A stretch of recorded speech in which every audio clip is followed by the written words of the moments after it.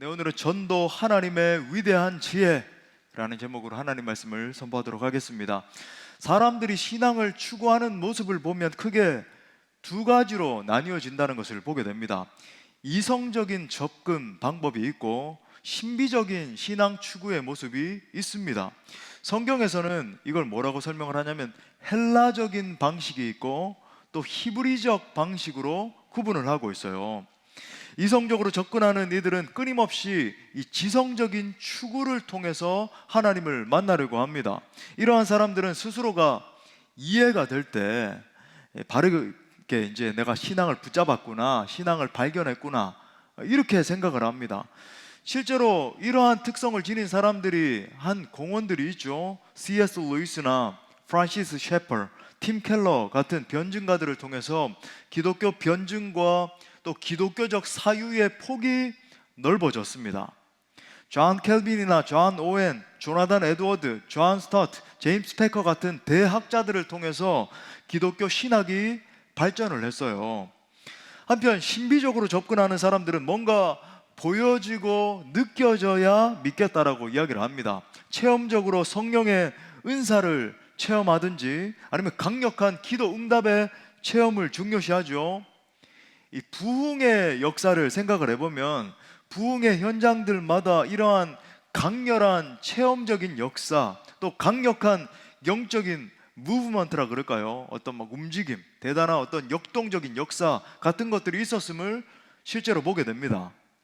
자, 그렇다면 성경은 어떻게 말하고 있을까요?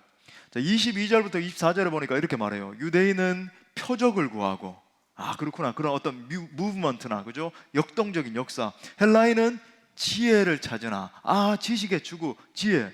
우리는 십자가에 못 박힌 그리스도를 전하니 유대인에게는 거리끼는 것이고 이방인에게는 미련한 것이로되 오직 부르심을 받은 자들에게는 유대인이나 헬라인이나 그리스도는 하나님의 능력이요 하나님의 지혜니라. 아멘. 자, 어떤 사람은 이성적인 신앙을 추구하고 어떤 사람은 신비적인 신앙을 추구하지만 그 모든 신앙의 종점, 그 중심에는 예수 그리스도께서 계신다. 오직 예수 그리스도로 귀결된다. 이렇게 말하는 거죠. 그러니까 누구든지 정말 하나님 앞에 부르심을 받은 자라고 한다면 유대인이든 헬라인이든 유대적인 방식으로 하나님을 추구하는 사람이든 헬라인 같은 그런 사고방식으로 하나님을 추구하는 사람이든 오직 예수 그리스도께서 하나님의 능력이고 하나님의 지혜라는 거예요. 더 쉽게 말해서 너희 유대인들이 추구하는 그 하나님의 능력 있잖아요. 어떤 체험, 실체, 그 하나님의 능력의 정점에 누가 계시다는 말입니까? 예수 그리스도께서 계시다는 말이에요. 또 너희 헬라인들이 추구하는 이 지성을 추구하잖아요. 헬라 철학, 그죠? 소크라테스처럼, 아리스토텔레스처럼 그렇게 추구하는 하나님의 지혜의 정점에는 바로 예수 그리스도께서 계시다는 것입니다. 정말 그래요. 아무리 지혜가 있고 능력이 있고 체험이 있다 할지라도 인생의 골 깊은 문제들을 해결할 수 없는 것을 보잖아요. 생각해 보십시오. 아무리 대단한 능력이나 지혜라 할지라도 우리를 죄와 사망의 사슬에서 끊어내어 하나님의 자녀가 되게 할 수 없다라고 한다면 그건 어떤 의미에서 아무것도 아닌 것입니다. 성경은 우리 인간의 상태에 대해서 어떻게 규정을 합니까?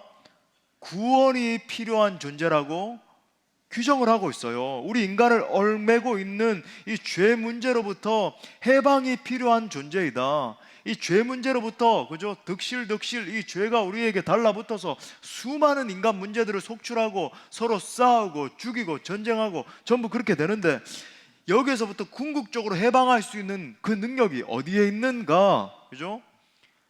보십시오. 이 죄라고 하는 것이 우리 인간에게 얼마나 많은 저주를 가지고 오는지.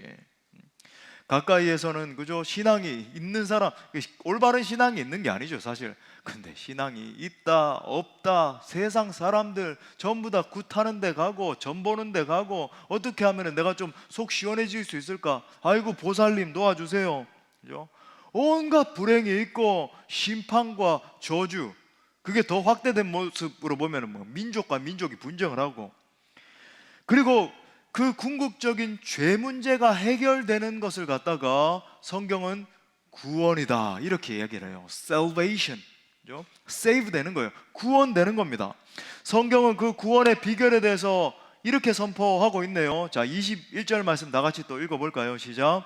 하나님의 지혜에 있어서는 이 세상이 자기 지혜로 하나님을 알지 못하므로 하나님께서 전도에 미련한 것으로 믿는 자들을 구원하시기를 기뻐하셨도다. 아멘. 여러분, 하나님의 지혜는 사람의 지혜와 다릅니다. 하나님의 지혜는 세상 사람들이 볼 때에 매우 어리석은 것처럼 보일 수 있어요. 여러분, 그 어리석은 하나님의 방법이 뭐라 그래요? 전도라고 하는 거예요. 하나님은 전도, 즉 복음 선포의 방법으로 죄에 빠져서 울고 있고 신음하고 허우적거리고 있는, 그죠? 그 저주 가운데 놓여 있는 그 인간들을 구원해 내기로 작정하신 것입니다. 십자가에 못 박힌 예수 그리스도, 사람들이 보기에 너무나 비천한 존재, 죽은 존재 아닙니까? 사람들 눈에 보기에 이 십자가의 자리라고 하는 것, 로마적인 사고에서 봐도 연약함의 자리예요. 수치입니다. 패배의 상징일 뿐인 것이죠. 어떻게 그렇게 수치스러운 십자가에 달린 존재가 인간의 구원자가 될 수 있단 말입니까? 더불어 이방인들이 볼 때, 당시 개념에서는 헬라인들, 그죠? 지금으로 따지면 우리 이방인들 아니에요.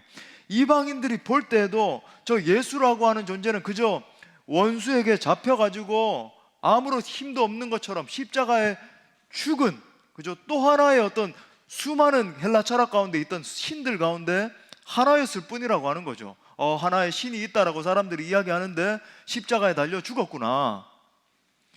하지만 여러분, 우리가 성경을 통해서 깨달을 수 있는 명확한 진리가 뭐죠?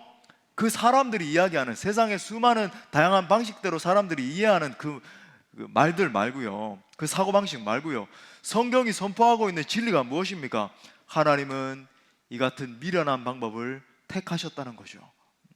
십자가에 못 박힌 예수 그리스도를 증거하는 것을 통해서 죄로 인해 죽어 있는 사람들을 구원하기를 선택하신 것입니다. 오늘 우리 모두가 이 진리에 집중하면서 하나님의 마음을 나누기를 원합니다. 특히 오늘부터 우리는 2025년 봄 행복한 사람들의 축제, 행복축제 아닙니다, 그죠? 행복한 사람들의 축제에 우리 철학이 들어있잖아요. 우리가 먼저 예수님을 만나 행복한 사람이 됐고 그 행복한 사람들이 하는 축제라는 거예요. 안아주심, 이제 돌입을 합니다. 정말 기대하는 것은 이번 이 행축도 단순한 어떤 전도 행사, 연례 행사, 우리 교회는 원래 하니까 그런 행사에 그치지 않기를 원해요. 이번 행축을 진행하는 동안 우리의 전도를 통해서 영혼들을 구원하기 원하시는 하나님의 마음을 깊이 깨달아 아는 장이 될 수 있기를 기도합니다. 또 하나님께서 우리 모든 성도님들의 가슴마다 하나님의 마음을 시원케 해드리고자 하는 꿈과 비전을 부어주시기를 간절히 소원합니다. 자, 크게 두 가지로 살펴보겠습니다. 첫 번째는 하나님은 전도의 미련한 방법으로 영혼들을 구원하기를 원하십니다. 자, 오늘 주제와 똑같죠? 자, 우리 따라 선포합시다. 하나님은 전도의 미련한 방법으로 영혼들을 구원하기를 원하신다.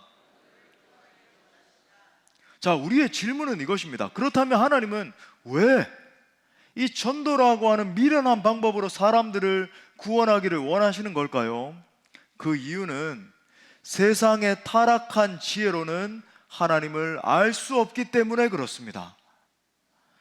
세상 사람들을 여러분 한번 가만히 관찰을 해보십시오. 그들은 하나님을 아는 것처럼 말하고 하나님을 아는 채 행세를 하지만 하나님에 대해서 전혀 알지 못한다는 것을 보게 됩니다. 인간적인 방법들로 이 사도 바울의 언어를 빌려서 이야기를 하자면 하나님에 대해서 더듬잖아요. 그러니까 더듬어서 찾고 또 하나님에 대한 지식도 뭔가 아는 것처럼 이야기하고 신의 존재, 예수의 존재다 뭐 이렇게 이야기도 하지만 여러분, 이러한 방법으로는 결코 하나님을 알 수 없습니다. 그걸 신지식이라 그러거든요. 신학적 용어로 신지식, 하나님을 아는 지식. 이게 여러분 결코 도달할 수 없어요. 인간의 역사를 살펴보면 수많은 철학자들과 지식인들이 하나님을 더듬거리면서 찾았잖아요. 막 도올, 김용옥 이런 사람들 나와가지고 설명하는 거 보면 막 하버드에서 신학했다 그러고 막 그죠? 막 수려한 한자를 써가면서 설명하는 거 보면 하나님에 대해서 뭔가 아는 것처럼 보이잖아요. 근데 여러분, 그는 자유주의 신학에 빠져 있거든요. 우리처럼 정말 성경을 100% 하나님의 영감받은 말씀으로 믿지 않습니다. 그죠? 자유주의 신학 가운데 빠져서 A 문서, B 문서, C 문서, D 문서 다 나눠서 이것만 하나님 말씀이고 나머지는 전부 다 그냥 인간들이 만들어낸 고안해낸 문서에 불과하다, 그렇게 믿어요.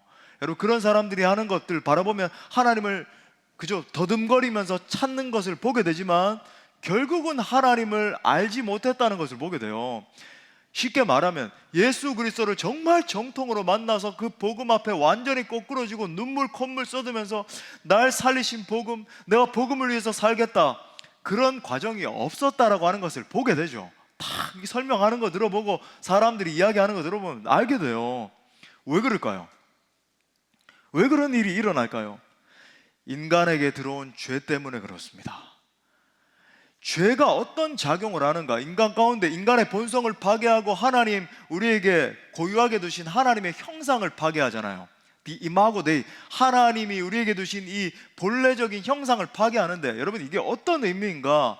하나님이 우리 인간들에게 본래적으로 주신 지성, 이 총명이 있거든요.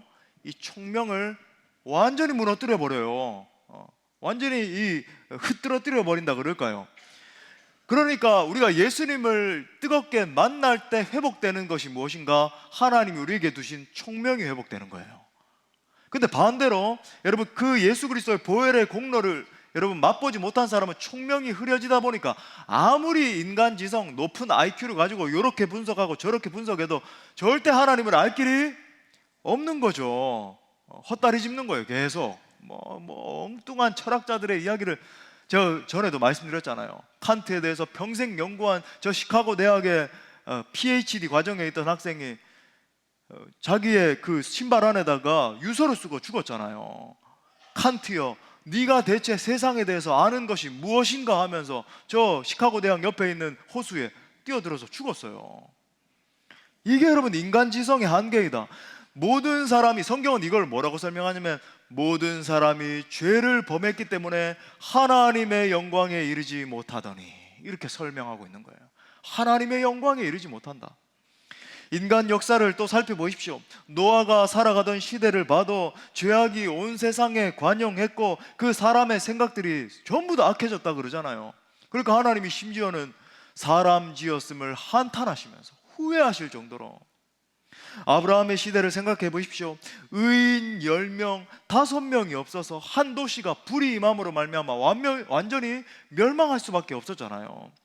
사사시대나 왕정시대에도 마찬가지였습니다. 계속해서 타락과 태보와 우상 숭배가 끊이지 않고 이어지는 것을 보게 되죠.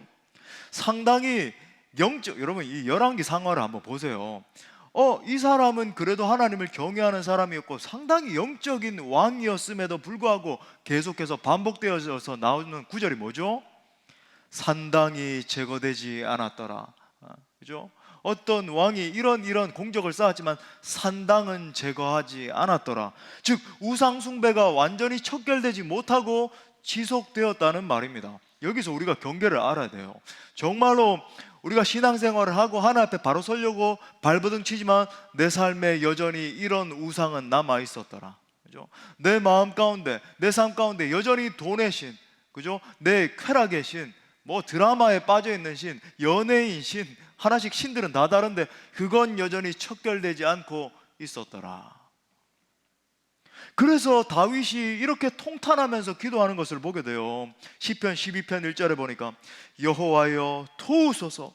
경건한 자가, 이 시대를 보니까 경건한 자가 끊어지며 경건한 자가 많은 것 같은데 없다는 거예요. 또 충실한 자들이 인생 중에 없어지나이다. 우리가 여러분 이 말씀을 정말 우리의 경계로 삼아야 되죠.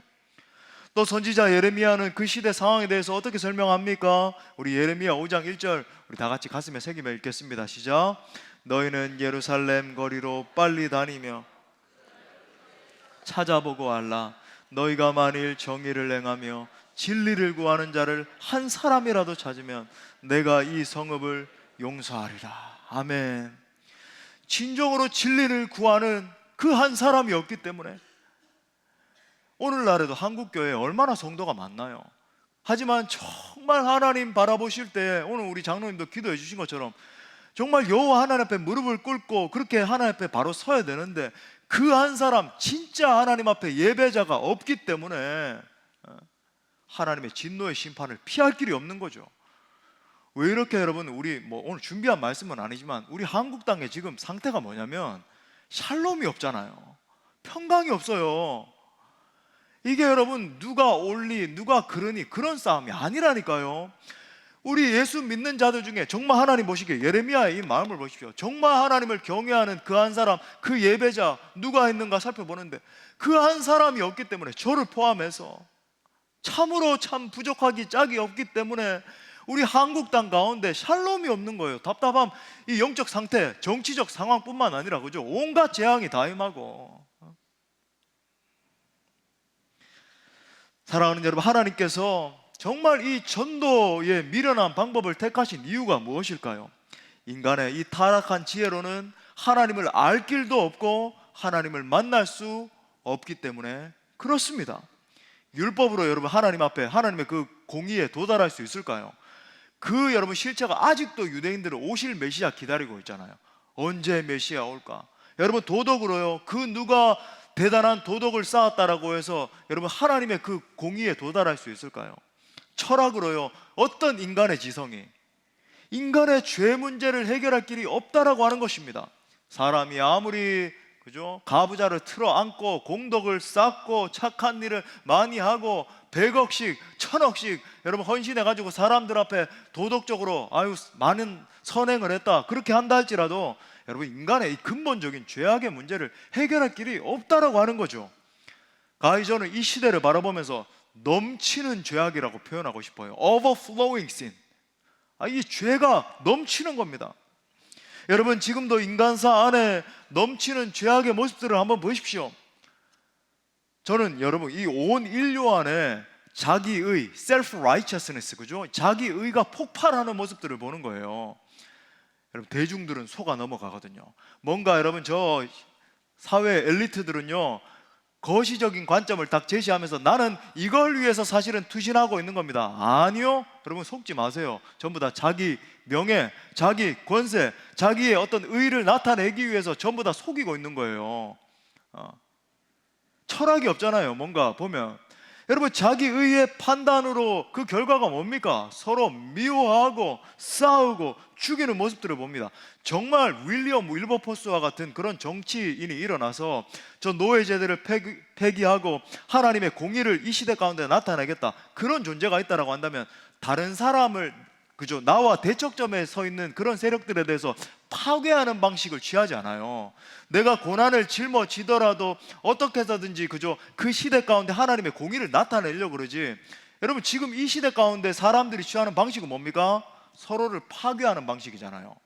여러분 속아 넘어가시면 안 돼요. 거기에 정답이 있는 것이 아닙니다. 제가 누누이 말씀드리지만 온갖 이 하나님의 샬롬이 부재함으로 말미암아 온갖 중독과 가정 파괴와 성경적인 가치의 상실을 추앙하는 인간들의 모습을 보는 것 아닙니까? 국가와 국가가 대적해서 일어나고 민족과 민족이 서로 분쟁을 하고 이념과 이념이 서로 충돌하는 모습을 보는 거예요. 결국 서로를 파괴해서 자기의 이득을 취하려고 하는 여러분 인간 악의 끝판을 저는 이 시대 가운데 보는 거예요. 저는 정말 그렇게 표현하고 싶어요. 인간 악의 끝판이다 정말. 그렇기 때문에 사랑하는 여러분, 십자가가 불가피한 것입니다. 예수님께서 여러분 십자가를 지실 수밖에 없었던 거예요. 사랑하는 형제자매 여러분, 십자가는 인간의 이 공포스러운 정말로 끔찍하기 짝이 없는 지금 이 시대 가운데 행해하고 있는 죄 문제를 해결할 수 있는 유일한 방법인 줄 믿습니다.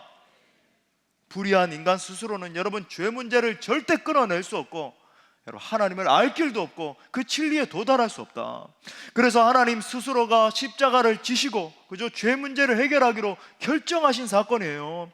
하나님 당신 자신이 직접 십자가를 지심으로 물과 피를 쏟으심으로 말미암아 하나님의 공의를 만족시키신 사건이 여러분 십자가 사건입니다. 그렇기 때문에 십자가 복음에는 하나님의 지혜와 하나님의 사랑이 동시에 담겨 있잖아요. 십자가는 우리를 사랑하신 하나님의 사랑의 사건인 동시에 당신의 공의를 완전히 만족시키신 여러분 사랑의 이 공의의 사건, 그죠? 지혜의 사건인 거죠. 그걸 갖다가 우리는 십자가의 신비라 부른다 제가 말씀드렸잖아요, 그죠?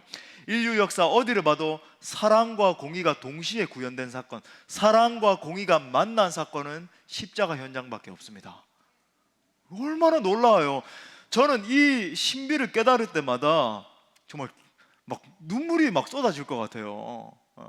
예수 하나님의 완전한 사랑, 예수 하나님의 값없는 은혜, 예수 하나님의 놀라운 지혜, 아름다운 그 이름 예수. 그죠? 예수 그리스도를 생각할 때 하나님의 막 신비가 머릿속에서 막 펼쳐지는 것 같은 거예요. 여러분, 이 진리를 깨닫게 될 때 무릎을 꿇게 되는 거죠. 제가 감기가 걸려가지고 찬양이 잘 안 나오는데 여러분, 그러므로 여러분, 우리는 때를 얻든지 못 얻든지 이 십자가 복음을 전해야 되는 것입니다. 여러분, 그것이 바로 전도라고 하는 거죠. 죄로 인해 죽어 있는 사람들에게 예수 그리스도의 십자가 복음을 들려줘야 되는 거죠. 그렇게 할 때 그들을 묶고 있는 속박, 여러분, 이 영원한 결박이 끊어지는 역사.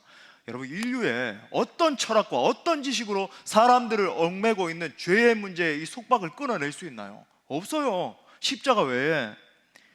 그들이 주님 앞에 돌아와 예수 믿고 구원받아 하나님의 자녀되고 감격하고, 여러분, 이 현장에도 행축을 통해서 지금 예수 믿고 구원받아 성경 1년에 2독 3독 하시는 분도 있고 전도하시고, 그죠?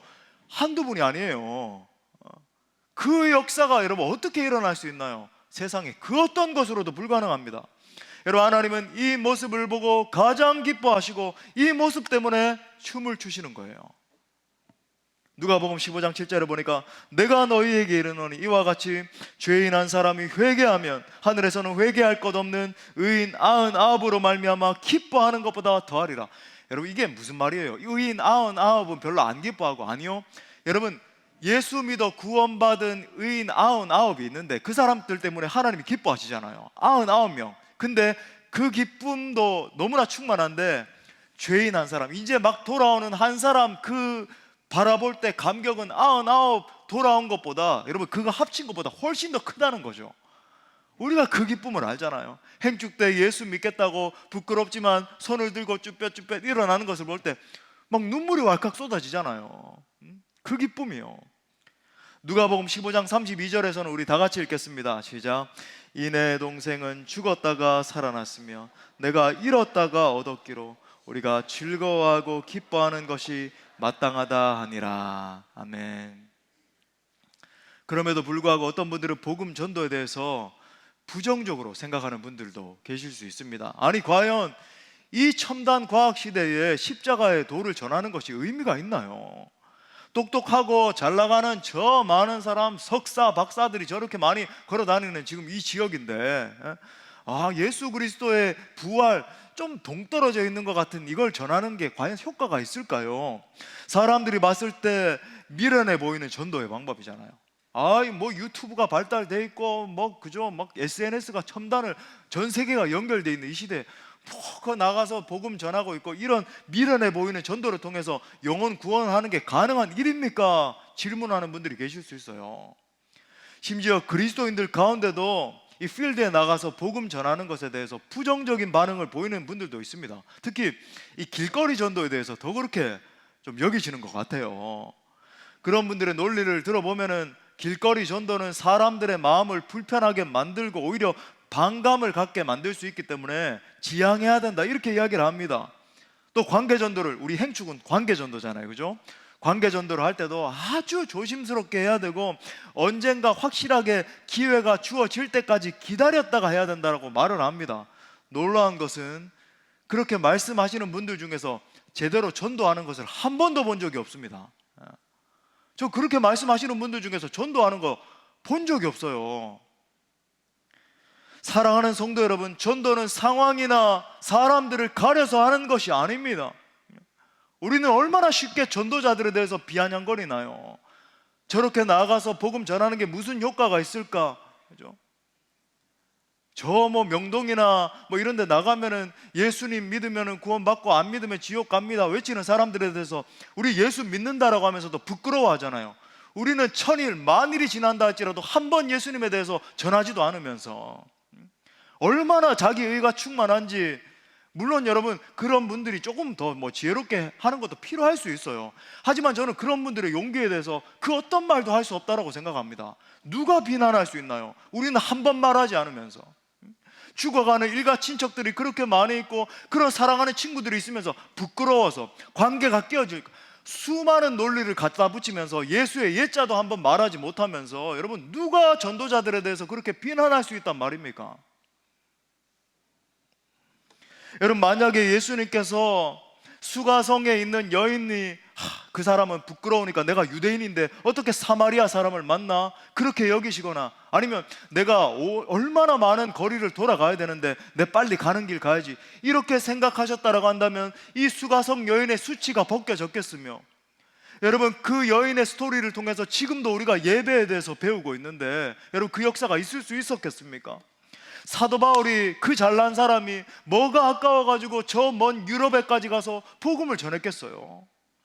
만약 이 조선 땅이 척박하고 가난하고 형편없다라고 하는 이유로 서양 선교사님들이 이 땅 가운데 오시지 않았다라고 한다면 여러분 지금 우리가 누리고 있는 것처럼 방방곡곡에 교회가 세워지는 역사가 어떻게 일어날 수 있었겠습니까? 지금 우리와 같이 이렇게 감격 가운데 예배드리는 역사, 여러분 그 선교사님들이 우리에 대해서 부끄러워했다라고 한다면, 오지 않았다라고 한다면 어떻게 있을 수 있었겠어요? 우리 모두는 누군가로부터 전도받고 복음을 들었기 때문에 이 자리에 있는 것 아닙니까? 여러분 모태신앙도 마찬가지예요. 우리 부모님 세대 아니면 조부모님 세대 때부터 내려온 신앙이 전파되었기 때문에 내가 예수 믿어 구원받아 이 자리에 앉아 있는 거예요. 지금 아무런 간격도 없이 앉아 있을지 모르겠지만 해외에 계신 선교사님들은 여러분 뭐 바보이고 아무것도 알지 못해서 편안함을 누리는 삶을 몰라서 여러분 해외로 나간 것일까요?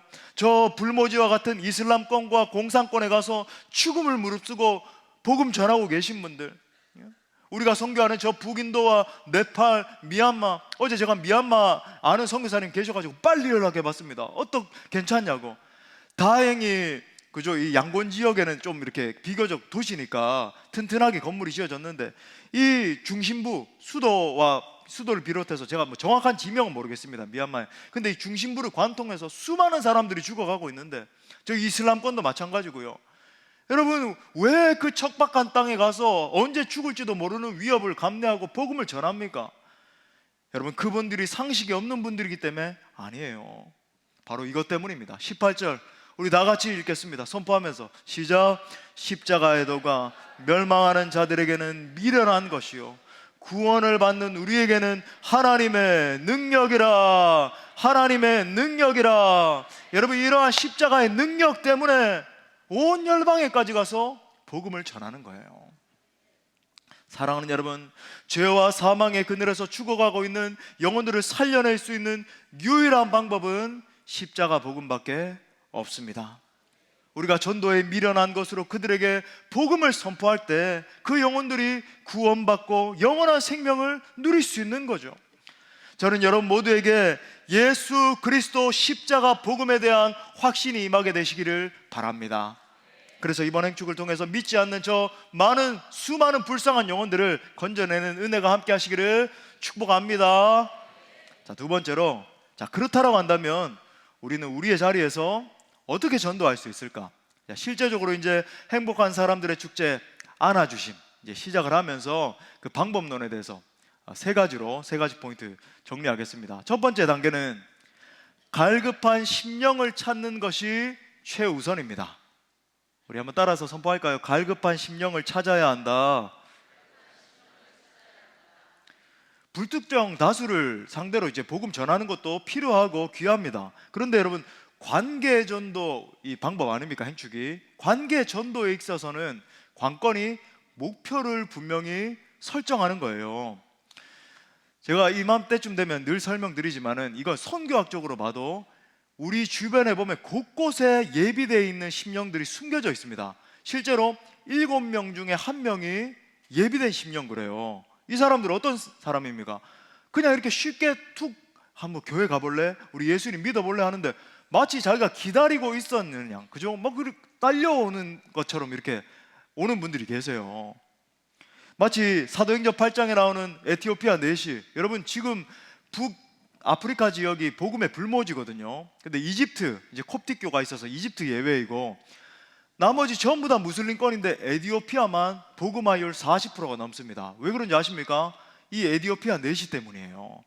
복음이 그만큼 빨리 들어갔기 때문에 복음이 확산되었고 지금 40% 넘는 사람들이 예수님 믿고 있어요. 또 16장에 나오는 루디아 같은 사람, 루디아가 즉각적으로 사도 바울이 전하는 복음을 받아들이고 일평생 동안 사도 바울을 후원하고 돕는 사람으로 서잖아요. 그런 역사예요. 여러분, 이들이 예수님을 믿고 얼마나 복음의 역사를 위해서 효과적으로 쓰임받았는지 알면 여러분 그 예비된 심령에 대해서 우리가 찾게 되죠. 갈급하게 바라보게 되죠. 자, 그렇기 때문에 우리는 이 시점에서 단 한 가지에 집중을 해야 됩니다. 바로 이번에 하나님이 구원 주시기로 작정한 영혼은 과연 누구일까? 기도하셔야 돼요. 하나님, 이번에 저를 통해서 복음을 듣고 구원받을 영혼이 과연 누구입니까? 질문하시면서 찾는 노력이 필요합니다. 그리고 이제 막 이렇게 막 총을 들고 난사하고 이러면 안 되겠죠. 그러면 이제 범위가 너무 넓을 수 있으니까 우리는 범위를 좀 좁혀서 5명의 영혼을 작정하기로 하는 거예요. 자, 몇 명 한다고요? 5명. 예. 그래서 우리 뭐 교육자들도 그렇고 우리 리더분들이 여러분에게 소위 살도록 전화할 것입니다. 계속 전화해서 작정하자, 실행 지침하자, 계속 이렇게 노력을 할 거거든요. 그러면 귀찮게 여기지 말고 왜 또 전화해? 뭐 이렇게 여기지 마시고 기쁨으로 받아주시고 예, 제가 노력하겠습니다 하면서 동참해 주십시오. 그래서 이제 여러분이 태신자 예비작정서라고 오늘 나눠드렸잖아요. 한번 펴보시죠.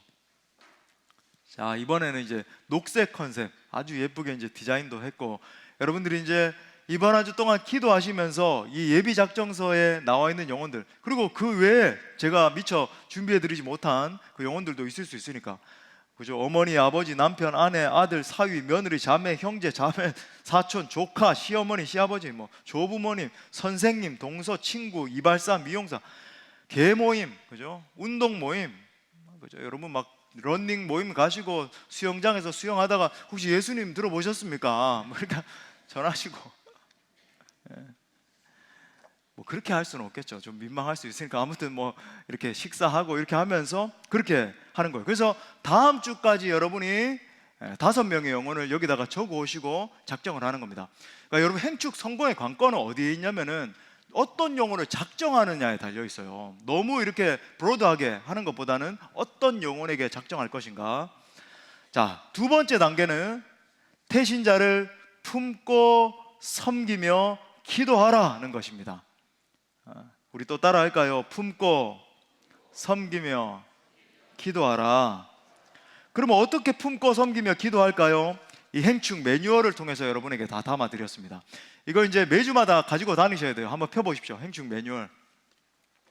예, 나의 초청 목표는 몇 명입니다. 이렇게 또 적으시고, 그죠? 이 스케줄에 보면 전체 스케줄이 어떻게 진행되는지 나오고, 그 다음 장에 보면 태신자 관계 맺기 점검표 있죠? 한번 펴보세요. 태신자 관계 맺기 점검표. 이게 이제 우리가 사랑으로 공통적으로 그냥 이렇게 개별적으로 하라 그러면 뭐 어떻게 품어야 되죠? 이렇게 생각할 수 있잖아요. 근데 우리 모두가 하는 겁니다. 자, 1단계는 태신자 작정하는 것이고, 자, 다음 주에 이제 작정하는 겁니다. 꼭 써오시고, 자, 2단계는 4월 27일 주간에 행복 매뉴얼 1단계 주보 전달하고 마음의 작은 선물 전달하기, 그죠? 보이시죠? 3단계는 뭐예요? 5월 4일 주간에 함께 차 마시며 대화하기. 자, 4단계는 5월 11일 주간 마음의 밥상 대접하기.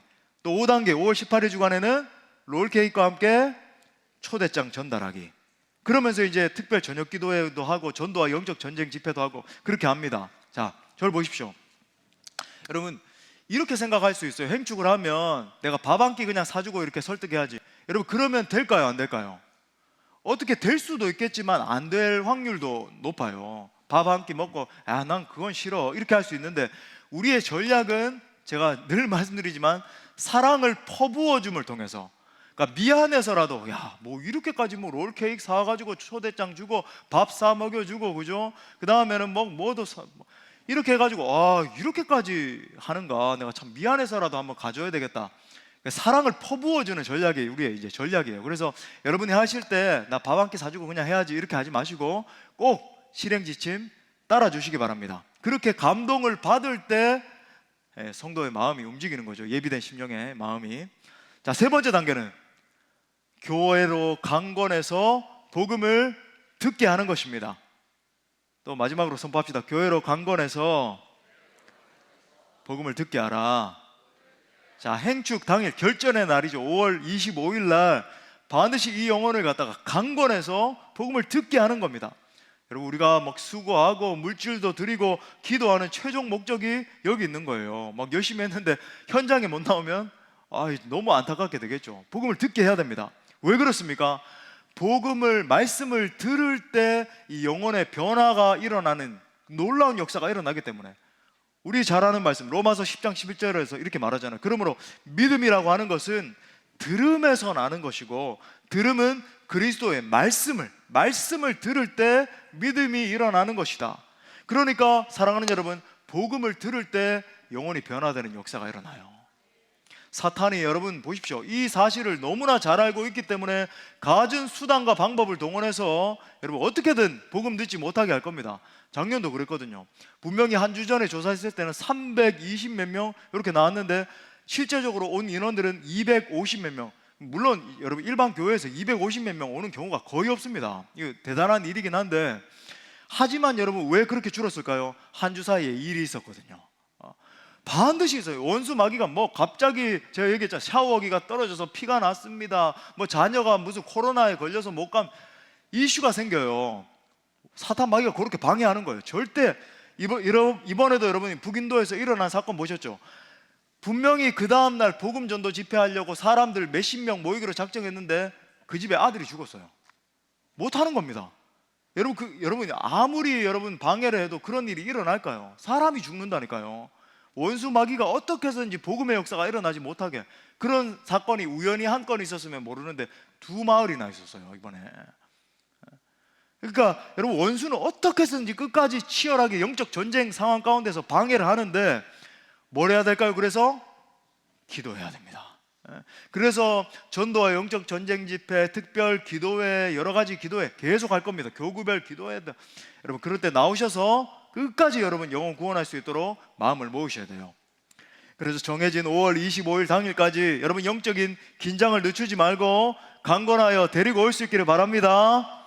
여러분 이번에도 우리가 영적으로 몰입하고 집중하며 나갈 때 천하보다 귀한 그 한 영혼이 하나님 앞에 돌아오는 역사가 일어나게 될 줄 믿습니다. 말씀의 결론을 맺겠습니다. 사랑하는 여러분, 오늘은 행복한 사람들의 축제 선서식을 하고 이제 금요일날 진군식을 할 것입니다. 여러분 이 세상을 바라보면 하나님의 안아주심이 필요한 사람들이 얼마나 많은지요.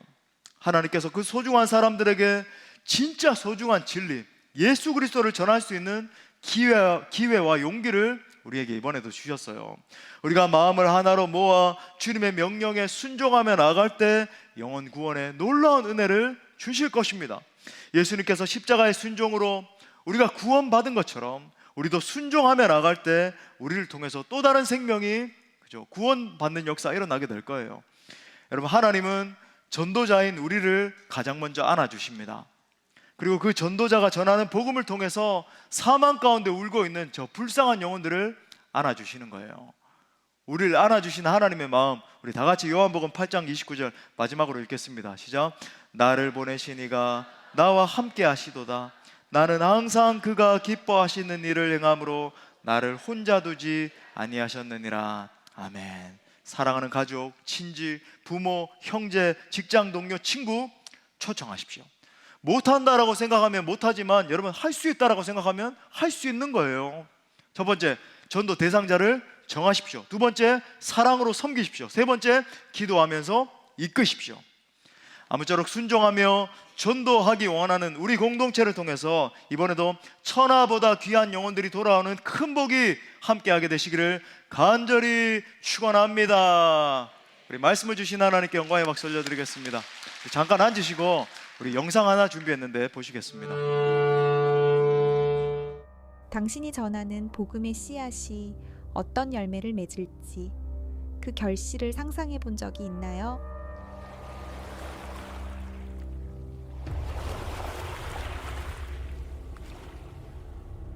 복음 전파에 순종한 한 선교사가 있었습니다.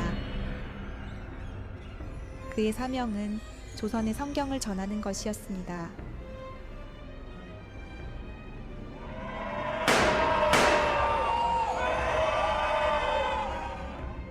당시에는 눈에 띄는 열매 없이 끝나는 듯 했지만 그의 순종을 통해 남겨진 성경 한 권은 한국 땅에 복음을 심는 씨앗이 되었습니다. 복음 전파를 위해 섬긴 한 조선인이 있었습니다. 그의 섬김은 성경을 번역하는 것이었습니다. 그의 섬김을 통해 수많은 이들이 하나님을 더 친밀하게 만날 수 있게 되었습니다. 복음 전파에 헌신한 무명의 권서들이 있었습니다.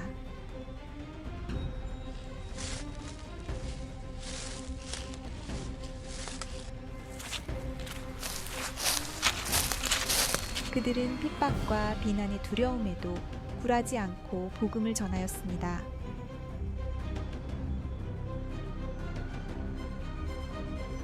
그들의 헌신은 조선 각지에 성경을 전달하는 중요한 역할을 했습니다. 토마스 선교사의 순종, 이수정 선생님의 섬김, 무명 권서들의 헌신, 이들이 품었던 십자가의 정신으로 다시 씨를 뿌려야 할 때입니다. 여러분이 직접 입술로 선포하는 이 메시지, 예수 그리스도의 살아있는 복음을 통해서 여호와의 영광을 인정하는 것이 온 세상 가운데 충만케 되는 그 일을 위해서 여러분 한 분 한 분을 불러주셨습니다. 하나님, 영혼들을 구원하지 못한다면 내가 살아갈 이유가 없습니다. 기도하며 나아갈 때, 이 사역을 감당할 때 하나님 이번에도 놀라운 구원의 은총을 부어주실 줄 믿습니다.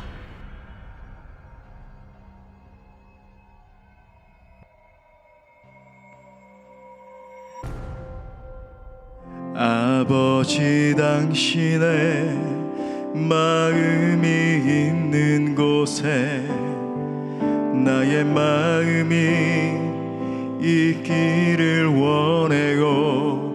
아버지, 당신의 눈물이 고인 곳에 나의 눈물이 고이길 원해요. 아버지, 당신이 바라보는 영혼에게 나의 두 눈이 향하길 원해요. 아버지, 당신이 울고 있는 어두운 땅에 나의 두 발이 향하길 원해요. 나의 마음이 아버지의 마음 알아. 내 모든 뜻 아버지의 뜻이 될 수 있기를 나의 온몸이 아버지의 마음 알아. 내 모든 삶 당신의 삶 되기를. 우리 다시 한 번 더 하나님의 마음 가운데 나아가며 아버지, 당신의 마음이 있는 곳에 나의 마음이 있기를 원해요. 아버지, 당신의 눈물이 고인 곳에 나의 눈물이 고이길 원해. 아버지, 당신이 바라보는 영혼에게 나의 두 눈이 향하길 원해요. 아버지, 당신이 울고 있는 어두운